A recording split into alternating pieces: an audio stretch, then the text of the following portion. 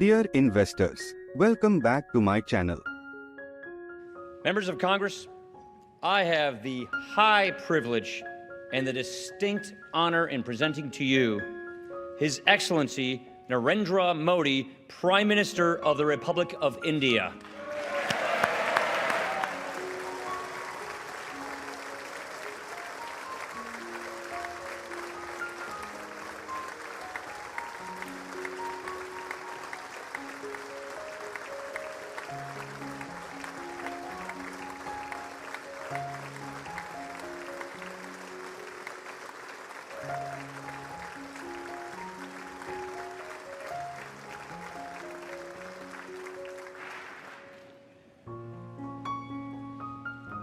Mr. Speaker, Mr. Vice President, distinguished members of the U.S. Congress, ladies and gentlemen,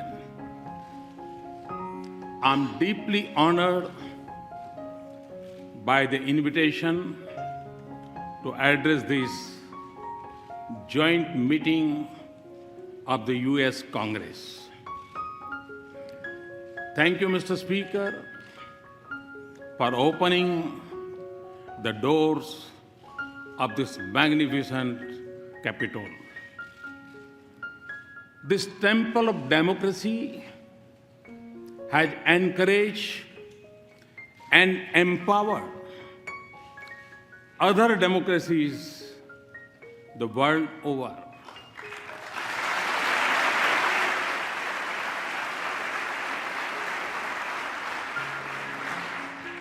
It manifests the spirit of this great nation, which is, in Abraham Lincoln's words, was conceived in liberty and dedicated to the proposition that all men are created equal.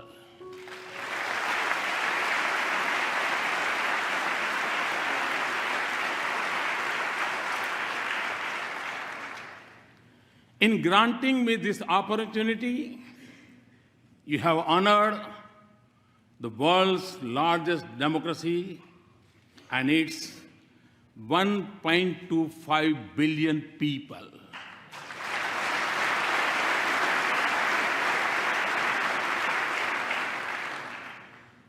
As a representative of world's largest democracy, it is indeed a privilege to speak to the leaders of its oldest.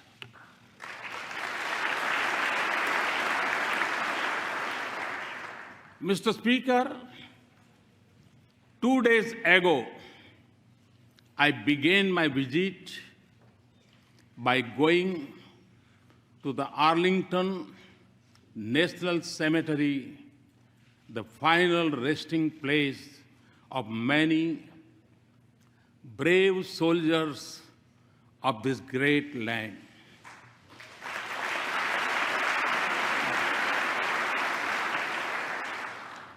I honored their courage and sacrifice for the ideals of freedom and democracy.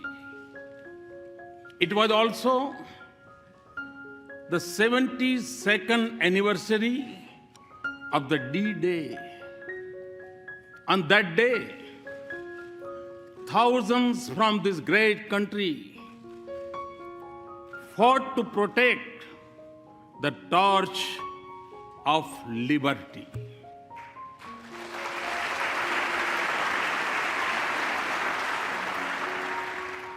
They sacrificed their lives so that the world lives in freedom.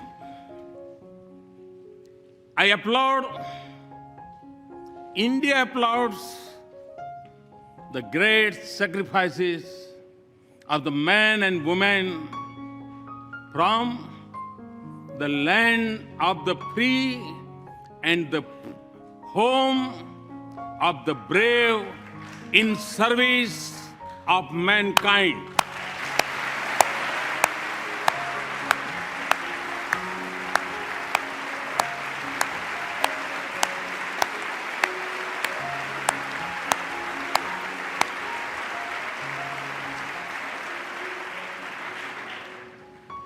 India knows what this means because our soldiers have fallen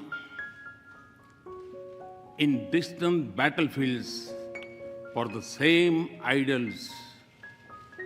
That is why the threads of freedom and liberty from a strong bond between our two democracies.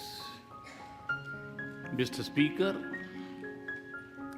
our nations may have been shaped by diverse histories, cultures, and faiths. Yet, our belief in democracy for our nations and liberty for our countrymen is common. The idea that all citizens are created equal is a central pillar of the American Constitution. Our founding fathers too shared the same belief and sought individual liberty for every citizen of India.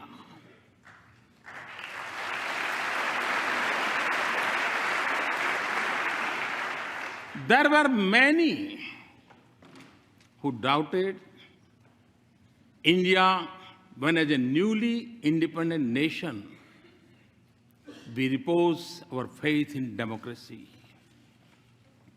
Indeed,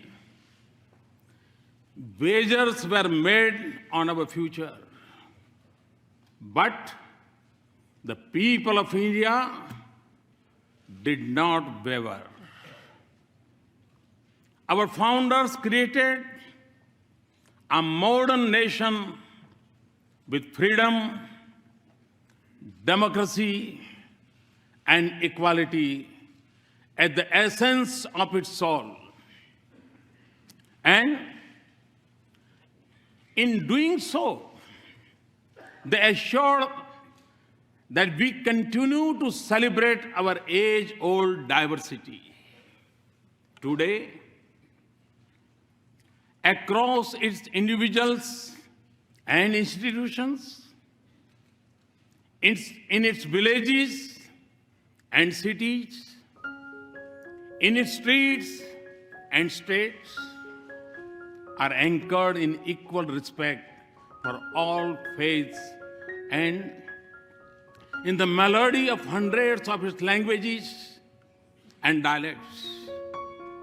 India lives as one. India grows as one. India celebrates as one.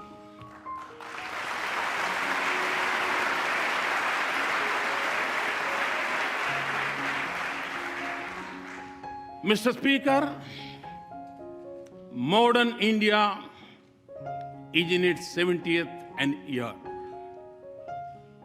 For my government, the Constitution is its real holy book.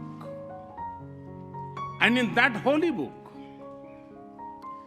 freedom of faith, speech, and franchise, and equality of all citizens, regardless of background, are enshrined as fundamental rights.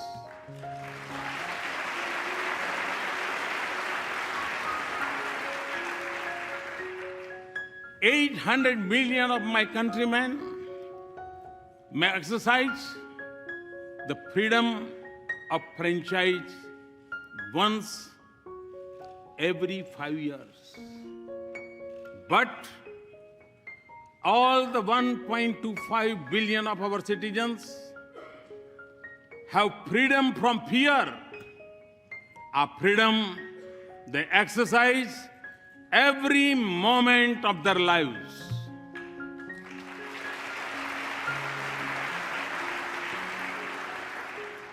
Distinguished members, engagement between our two democracies has been visible in the manner in which our thinkers impacted one another and shaped the course of our societies. Thoreau's idea of civil disobedience influenced our political thoughts.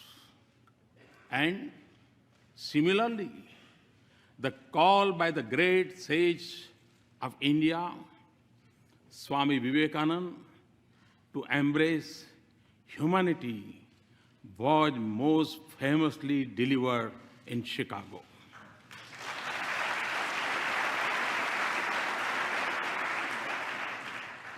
Gandhi's non-violence inspired the heroism of Martin Luther King.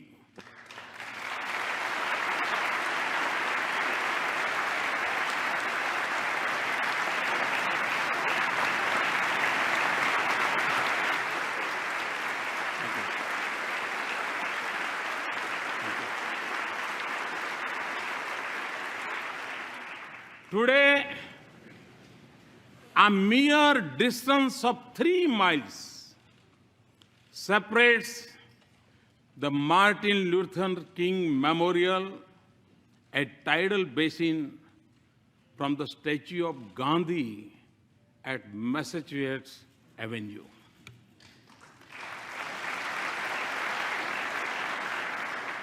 This proximity of their memorials in Washington mirrors the closeness of ideals and value they believe in.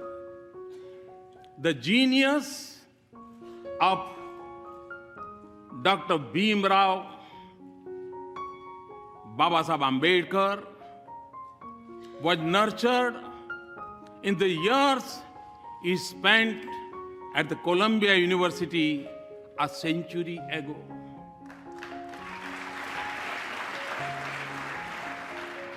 The impact of US Constitution on him was reflected in his drafting of the Indian Constitution some 3 decades later.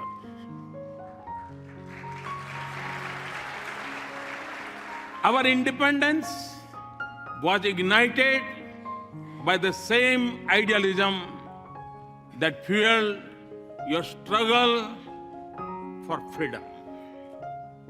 No wonder then that former Prime Minister of India, Sri Atal Bihari Vajpayee, called India and the US natural allies.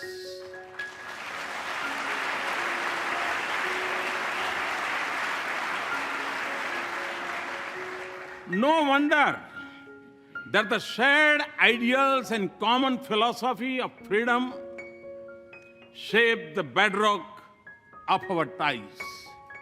No wonder then that President Obama has called our ties the defining partnership of the 21st century.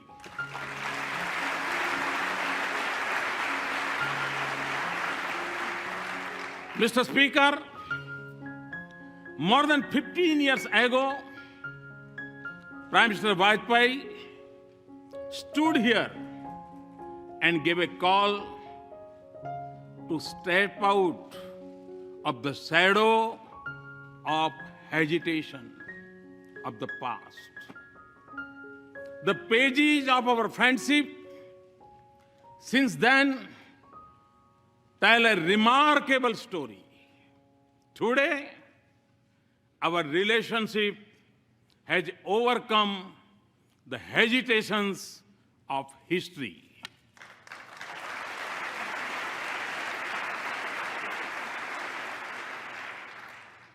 Comfort, candor, and convergence define our conversations. Through the cycle of elections and transitions of administration, the intensity of our engagements has only grown. And in this exciting journey, the US Congress has acted as its compass. You have helped us turn barriers into bridges of partnership.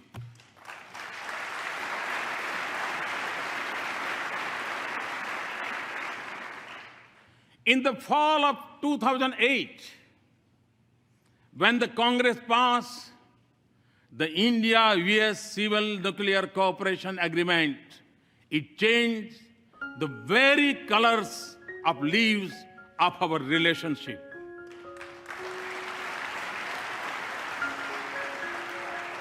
We thank you for being there when the partnership needed you the most. You have also stood by us in times of sorrow. India will never forget the solidarity shown by the US Congress when terrorists from across our border attacked Mumbai in November of 2008.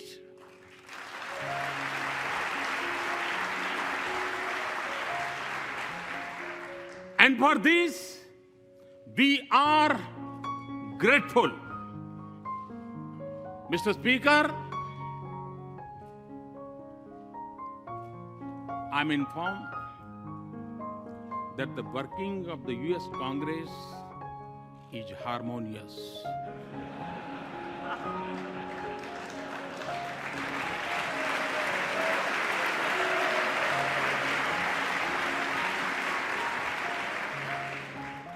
I'm also told that you are well known for your bipartisanship.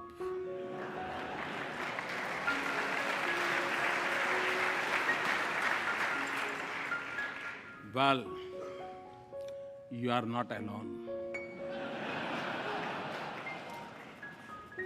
Time and again, I have also witnessed a similar spirit in the Indian Parliament.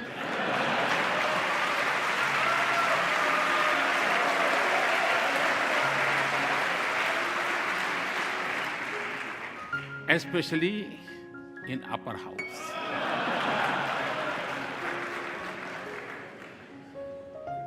So,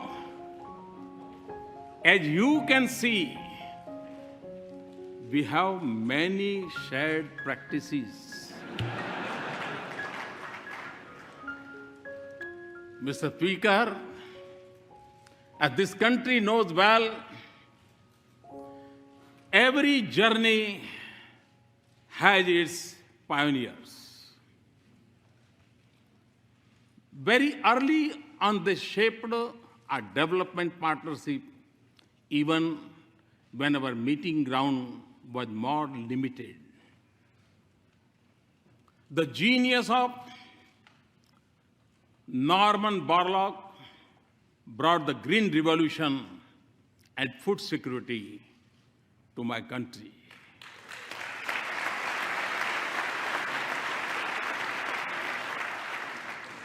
The excellence of American universities nurtured institutions of technology and management in India.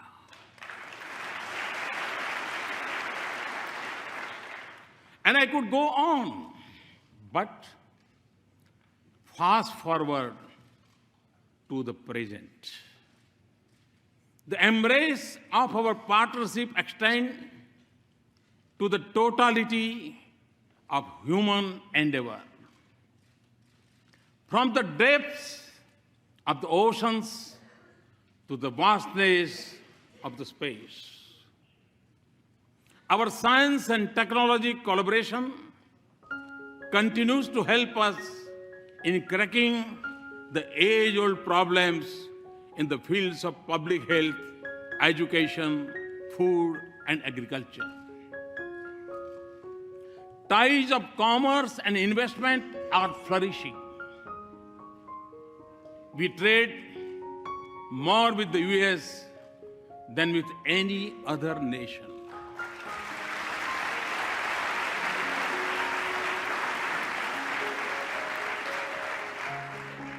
And the flow of goods, services, and capital between us generates jobs in both our societies. As in trade, so in defense. India exercises with the United States more than we do with any other partner.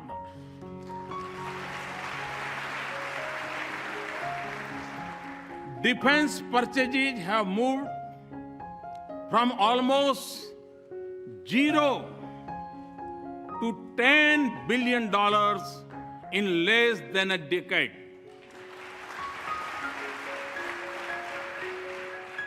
Our cooperation also secures our cities and citizens from terrorists and protects our critical infrastructure from cyber threats. Civil nuclear cooperation, as I told President Obama yesterday, is a reality. Mr. Speaker, our people-to-people links are strong, and there is a close cultural connect between our societies. Siri, you are familiar with the Siri. Siri tells us that India's ancient heritage of yoga has over 30 million practitioners in the US.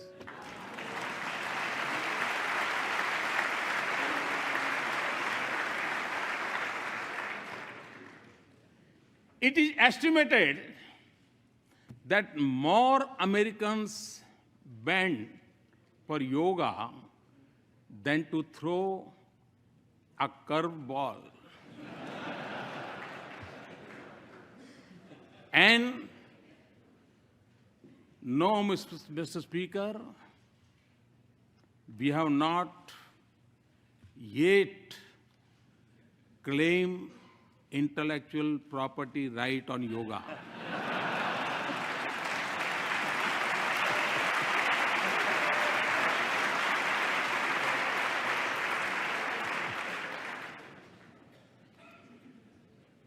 Connecting our two nations is also a unique and dynamic bridge of 3 million Indian Americans.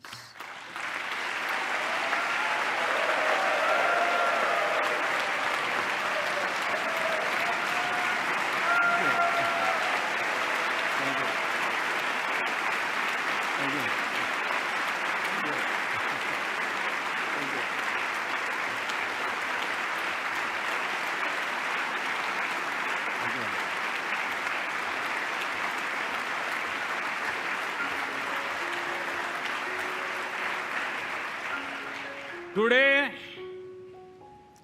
they are among your best CEOs, academics, astronauts, scientists, economists, doctors, even spelling bee champions.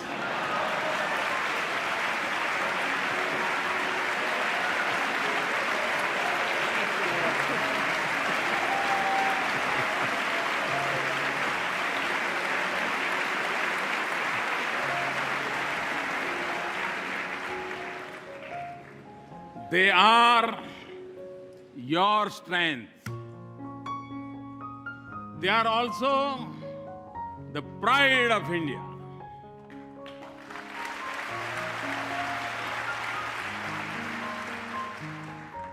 They symbolize the best of both our societies. Mr. Speaker, my understanding of your great country began long before I entered public office. Long before assuming office, I traveled coast to coast, covering more than 25 states of America.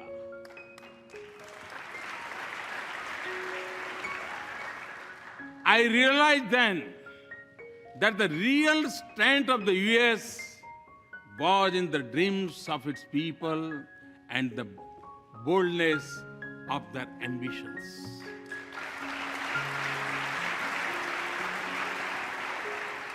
Today, Mr. Speaker, a similar spirit animates India.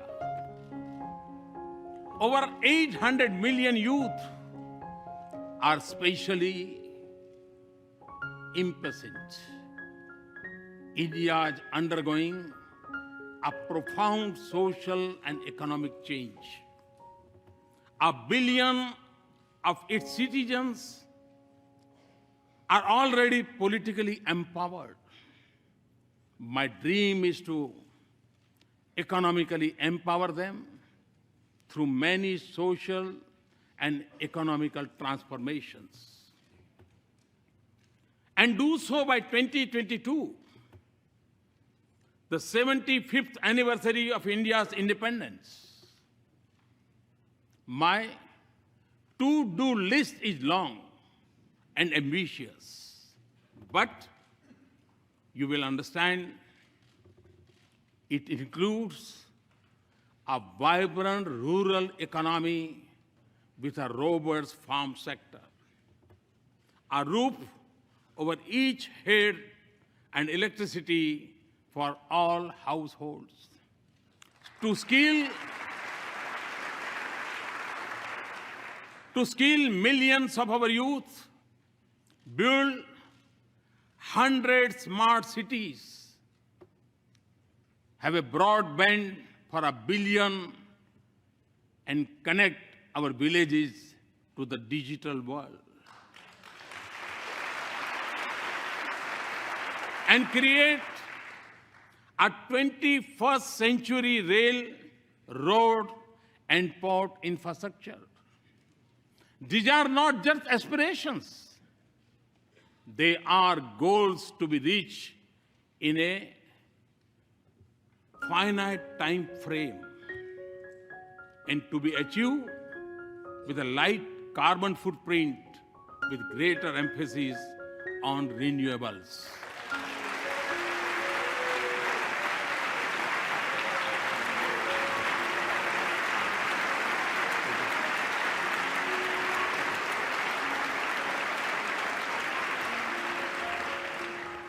Mr. Speaker, in every sector of India's forward march, I see the US as an indispensable partner.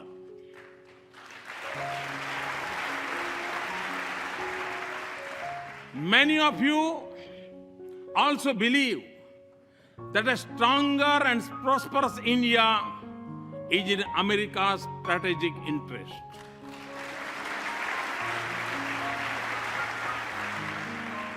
Let us work together to convert shared ideals into practical cooperation.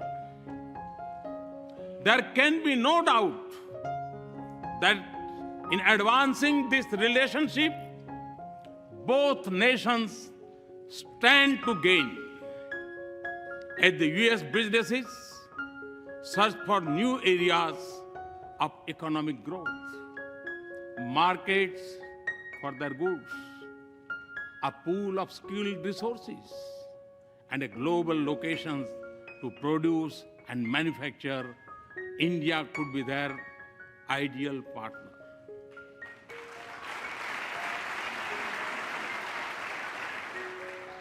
India's strong economy and growth rate of 7.6% annum is creating new opportunities for our mutual prosperity. Transformative American technologies in India and growing investment by Indian companies in the United States both have a positive impact on the lives of our citizens. Today, for the global research and development centers, India is the destination of choice for the US companies. Looking eastward from India across the Pacific, the innovation strength of our two countries comes together in California.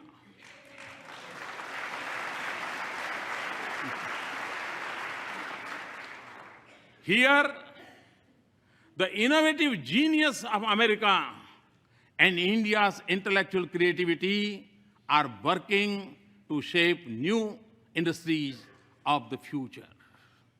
Mr. Speaker, the 21st century has brought with it great opportunities, but it has also come with its own set of challenges. While some parts of the world are islands of growing economic prosperity, others are mired in conflicts. In Asia, the absence of an agreed security architecture creates uncertainty. Threats of terror are expanding and new challenges are emerging in cyber and outer space. And global institutions conceived in 20th century seem unable to cope with new challenges or take on new responsibilities.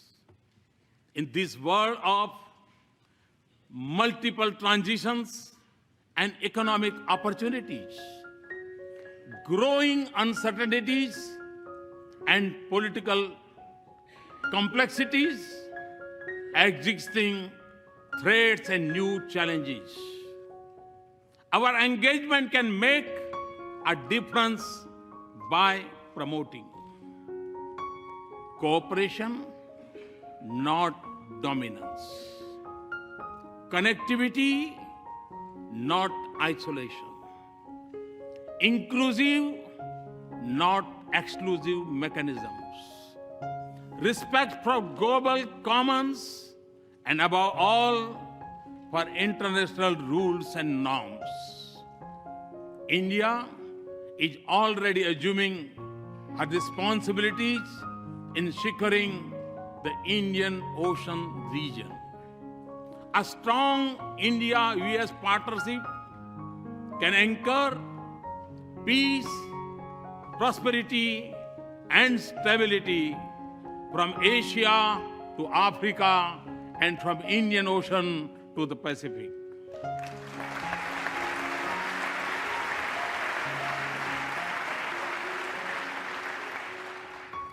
It can also help ensure security of the sea lanes of commerce and freedom of navigation on seas.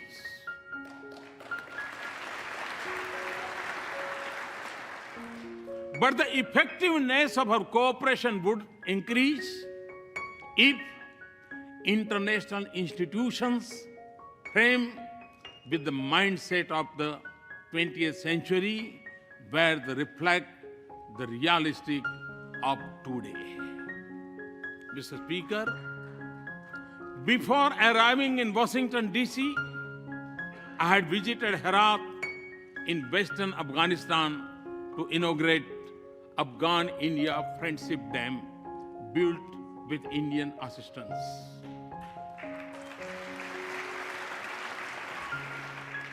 I was also there on the Christmas Day last year to dedicate to that proud nation, its parliament, a testimony to our democratic ties. Afghans naturally recognize that the sacrifices of America have helped create a better life.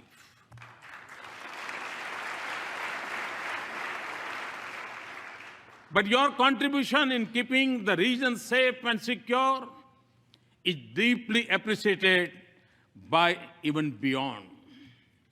And India too has made an enormous contribution and sacrifices to support our friendship with Afghan people. A commitment to rebuild a peaceful and stable and prosperous Afghanistan is our shared objective. 8 distinguished members, not just in Afghanistan, but elsewhere in South Asia and globally, terrorism remains the biggest threat. In the territory stretching from west of India's border up to Africa, it may go by different names, from Lashkar-e-Taiba to Taliban to ISIS, but its philosophy is common, of hate, murder, and violence. Although it is a shadow spreading across the world, it is incubated in India's neighborhood. I commend the members of the US Congress for sending a clear message to those who preach and practice terrorism for political gains.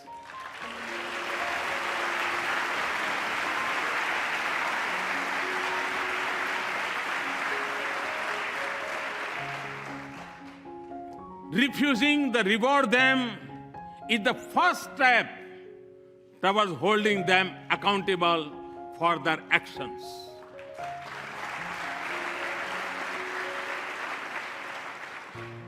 The fight against terrorism has to be fought at many levels, and the traditional tools of military intelligence or diplomacy alone would not be able to win this fight.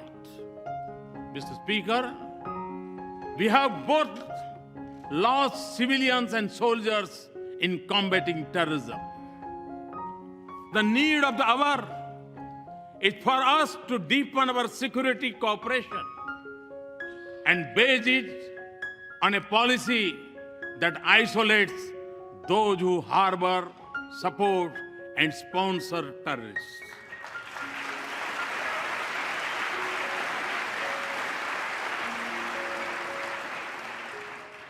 That does not distinguish between good and bad terrorists, and that delinks religion from terrorism.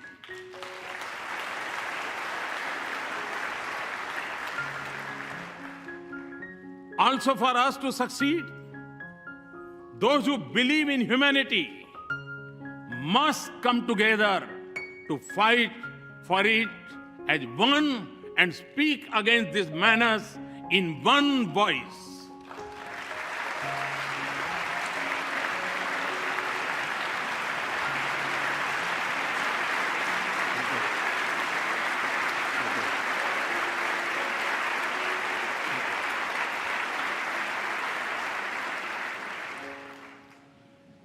Terrorism must be delegitimized. Mr. Speaker, the benefits of our partnership extend not just to the nations and regions that need it most.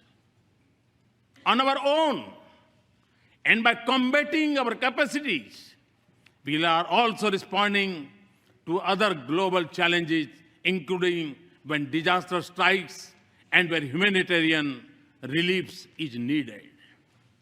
From our shore, we have evacuated thousands from Yemen, Americans and Indians and others.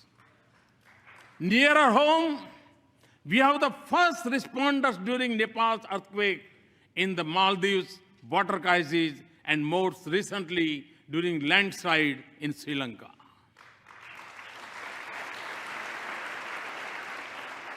We are also one of the largest contributors of troops to UN peacekeeping operations.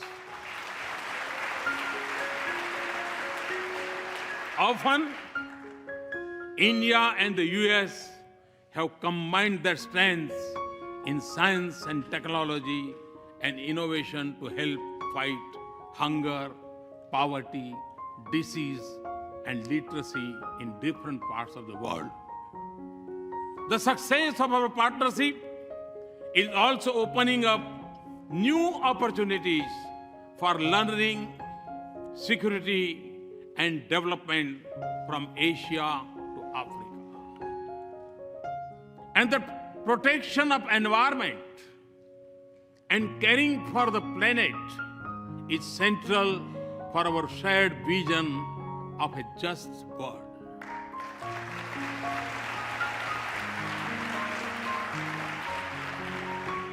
For us in India, to live in harmony with Mother Earth is a part of our ancient belief. And to take from nature only what is most essential is a part of our Indian culture. Our partnership, therefore, aims to balance responsibilities with capabilities. And it also focuses on new ways to increase the availability and use of renewable energy.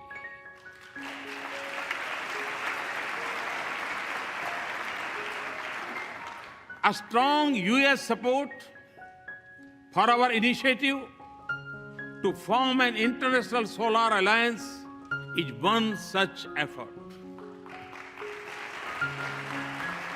We are working together not just for better future for ourselves, but for the whole world.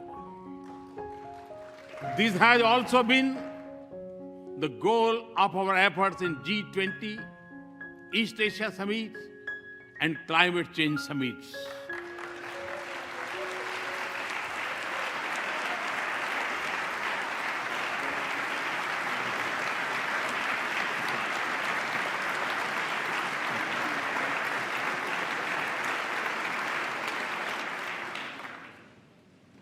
Mr. Speaker, as we deepen our partnership, there will be times when we would have differing perspectives. But since our interests and concerns converge, the autonomy in decision-making and diversity in our perspectives can only add values to our partnership. So, as we embark on a new journey and seek new goals, let us focus not just on matters routine, but also transformation, all ideas. Ideas which can focus not just on creating wealth, but also creating value for our societies.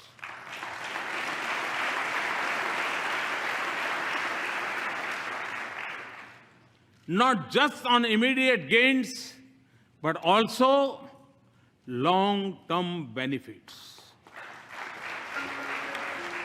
Not just on sharing best practices, but also shaping partnerships, and not just on building a bright future for our people, but in being a bridge to a more united human and prosperous world.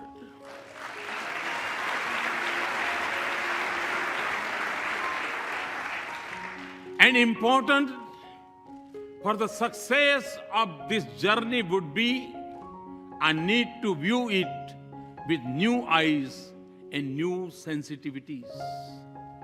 when do this, we will realize the full promise of this extraordinary relationship. Mr. Speaker, in my final thoughts and words, let me emphasize that our relationship is prime for a momentous future. The constraints of the past are behind us, and foundations of the future are firmly in place. In the lines of Walt Whitman, the orchestra have sufficiently tuned their instruments. The baton has given the signal. And to that, if I might add, there is a new symphony in play.